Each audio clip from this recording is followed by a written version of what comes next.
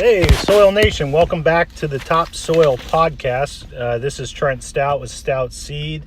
Look me up on Twitter at Seed Junkie or on Facebook at Stout Seed if you have any questions regarding anything that we talk about today or anything we've talked about in the past. We love hearing your feedback and your comments. A little shorter episode today, still continuing conversation on 60-inch corn. Mitchell had given me some thoughts and some stuff that he had done on his grad work when it came to some conversations that we're currently having surrounding guys thinking about transitioning to 60-inch corn for various reasons. And so, Mitchell kind of just in his last episode had thrown that back at me to kind of continue that conversation. And so I'll give you some general thoughts that I have on 60-inch corn. And, maybe try to add some value surrounding that conversation if that's something that you personally are thinking about in your area. So the first thing I think that's most important when you're transitioning systems is to have realistic expectations. The Virginia Satir change model is something that I think has always been valuable. It's something that guys allude to when they, a lot of YouTube videos on this. And that just basically shows that anytime that you're changing something from status quo, so in our farming operations, whatever that status quo is, whether that's narrow rows, twin rows, 15-inch rows, 30-inch rows, whatever your status quo is on your farm, there's going to be this, what people refer to as a learning curve, or in that model, they kind of call that the chaos mode, which is where we try to implement change and we can't control all of the aspects. So there's going to be things that are unforeseeable. There's things that are just going to go wrong, and you have to have flexibility. You have to be able to adapt and change. And if you listen to Lauren Steinlage from West Union, we've talked about him several times on this podcast. He's kind of one of the forefront leaders in the state of Iowa when it comes to 60-inch rows and relay cropping and companion cropping. And some of the things that he's doing is really interesting in how he's increasing profitability. But he alludes to this model as well when he talks about, that there's going to be this learning curve before you can get full implementation and being able to adapt and change to improve and not just throw everything out the window at the first sign of trouble is going to be very important. So as time goes on, we tend to see in farming with any implementation change, as time goes on, we adapt, we get better, we make modifications. And I think that this is very similar when we talk about 60-inch corn. There's going to be some hiccups, but ultimately, we're focused on the end goal of profitability and not necessarily just surrounding yield. How can we make every acre more profitable? And so that's one of the main things when I think it comes to 60-inch corn. Guys that are looking at this method, it's not about anything other than profitability. And so when we look at profitability in 60-inch corn, we typically are talking about the implementation of relay cropping or companion cropping. So relay cropping, for some of you that are new to that, is just the idea, as in track and field, when you're running a relay, we're passing that baton off to the next person. So in relay cropping, you have two crops that are harvested at different increments primarily, and you're basically having one crop, so say cereal rye coming out of the winter, that you're going to take to seed, and you're interseeding soybeans at your normal time frame into that rye so that you can combine that rye and your soybeans are already growing and flourishing. And once you get that rye off, then you have this relay, the next leg of that crop moving forward to combine at a later interval. So when we talk about 60-inch corn, right, a lot of the conversations that I'm having are, can we use 60-inch corn and then have something in those V gaps of the 60-inch corn that can be somewhat of a cash crop or a revenue provider to the farm?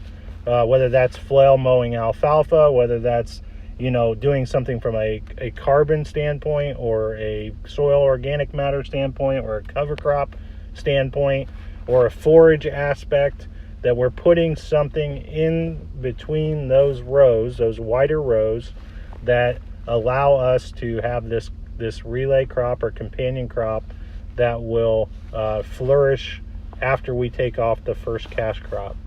And I think in corn, you can look at really good legumes if you have livestock in your operation, depending on the type of livestock. If it's cattle, you would already have your grazing mix in that the middle of those rows, flourishing, capturing sunlight as that corn crop is growing.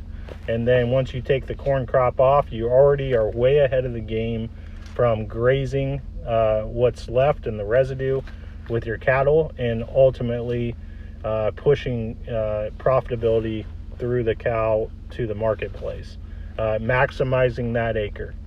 And that's very key and very important. I think Lauren, I'm not sure if you could find a video on YouTube about what Lauren's doing as far as the grazing aspect of that, but he has been experimenting with sheep. And so he's actually grazing that all summer long in between those corn rows.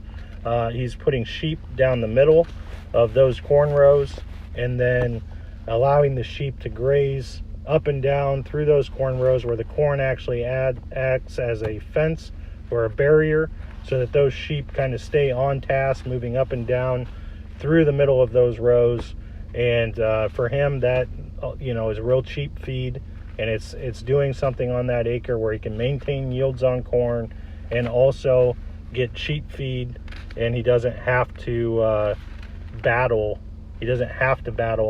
the time frames and the time windows that are limiting for most people in the Midwest when it comes to grazing.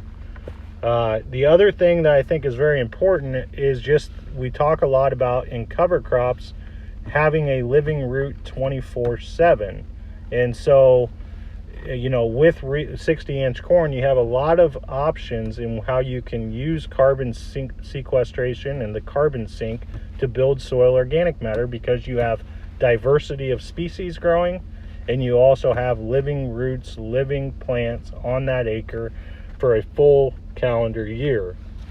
And so from biological diversity, from a soil resiliency aspect, from building sequestration in your soil, to building carbon layers in your soil, which ultimately lead to new topsoil and building organic matter, I think 60-inch corn allows us some flexibility and the availability to be able to do this more than, say, 30-inch corn, because we don't have the ability to capture that sunlight like we do in 60-inch corn.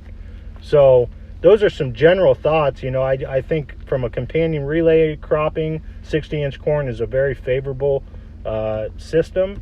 From a grazing option, if you have small livestock or if you're looking to fall graze, 60-inch corn is a very viable option. From a carbon sequestration and building soil organic matter, again, I think that this is a viable option, and it really comes with very little modifications if you're on a 30-inch row system currently. So that, I think, is why from a profitability standpoint, from an implementation standpoint, this 60-inch corn concept is gaining some traction. We are still fairly new at most of this in the industry. This is not a widespread concept yet. So like I said, the ability to be flexible, the ability to have an adaptation mindset versus an adoption mindset. You have to be able to adapt to be able to maintain profitability, be able to maintain yield levels over the long run. And I think ultimately, once we use these type of systems with the mind frame that we are after building organic matter, after putting carbon into the system, we're after soil health principles, ultimately at the end of the day, you're going to lead to more soil resiliency, more soil biological activity, and you should be able to reap the benefits economically from what those things provide. So that's just my general thoughts on 60-inch corn, from the conversations that I'm having, from the directions that I feel, some of the growers that I work with, the way that they're moving and the way that they're thinking about things. Also, just wanted to inform you on, next week we are going to be, Mitchell and I will both be at No Till on the Plains. No Till on the Plains conference out in Wichita, Kansas is a terrific conference year in and year out. It's one that has, if you look at the bill of speakers, it's just a wealth of knowledge. And we're looking forward to being there. We got a good group of farmers and consultants from Washington County going down to that conference, looking to learn a lot about these type of principles and these type of concepts. So next week we will be broadcasting live from Wichita, Kansas, and trying to fill you in and keep you up to date on some of the things that we're hearing, some of the takeaways that we have from that conference. So it should be an exciting week next week. If there's anything specifically you would like for us to find out or ask questions on, or try to discover a little deeper knowledge on, send us a message on Facebook, hit us up on Twitter. We'll be, I'm sure, blowing up the Twitter space with things that we find interesting throughout the day. So if you don't follow us already, go find us, follow us, and we'll try and keep you in the loop as much as we can. But again, if there's something that you personally would like to hear about, send us a message, let us know, and we will do our best to try to be your liaison in Wichita next week. So if you're going, look us up. Love to hear from you, love to see you down there. And if not, stay tuned. I think we can bring you a lot of value and information. Appreciate your time. We like I said, we'll be live from Wichita next week, and look forward to that week and what it brings. Thank you.